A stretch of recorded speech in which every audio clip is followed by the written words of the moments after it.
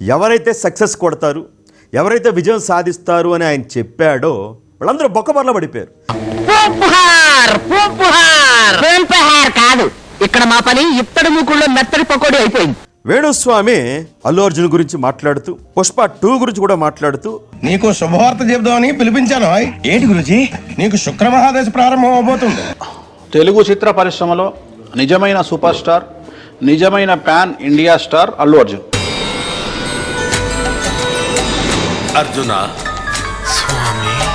100 కోట్ల రెమ్యునరేషన్తో 300 కోట్ల కలెక్షన్తో దూసుకుపోతున్నటువంటి వ్యక్తి. ఆయన జాతకం రాబోయేటువంటి 10 సంవత్సరాలు ఇలాగే ఉంటుంది.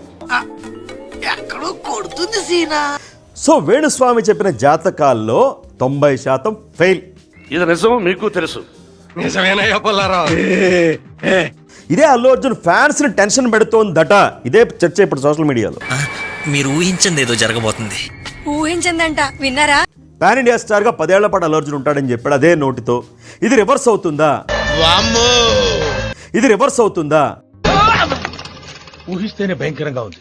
వేణుస్వామి జాతకం నమ్ముకున్న వాళ్ళందరి పరిస్థితి ఎలా ఉందో అందరూ చూస్తా ఉన్నారు ఇప్పుడు. పొద్దున్నవాడు ఎవడో ఇలాంటివి ఇంకా కావాలని కోరుకోడు. మీరు చెప్తే నిజమే అనిపిస్తుంది సార్. వైసీపీ గెలుస్తుందన్నారు, ఓడిపోయింది. బీఆర్ఎస్ గెలుస్తుందన్నారు, ఓడిపోయింది. ఇప్పుడు పుష్ప హిట్ అయింది 2. మన టంగేం టంగు, ఐరన్ టంగు, నోట్లోంచి ఒక్క మాట వచ్చిందంటే సర్వనాశనమే కదా. ప్రభాస్ అసలు హిట్టే కూడా జీవితంలో ప్రభాస్ పని అయిపోయిందన్నారు. అంటే నేను అబద్ధం చెప్పానా? నేను అబద్ధం చెప్పానా?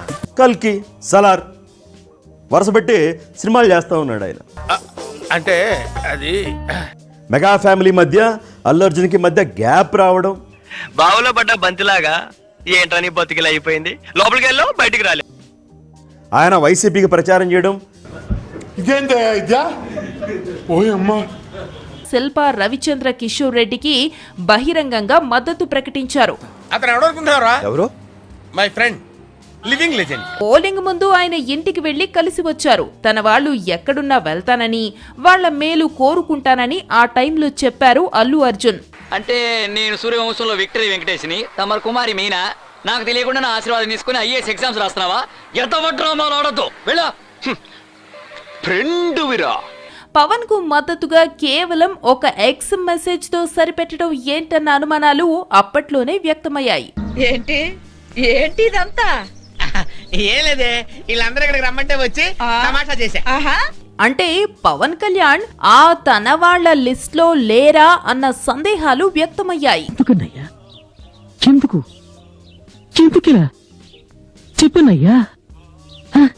ఎవరైనా ఫ్యాన్స్ చూసి హీరో అవుతారా? నా ఫ్యాన్స్ చూసి నేను హీరో అయ్యాను అని కూడా చెప్పారు ఆయన.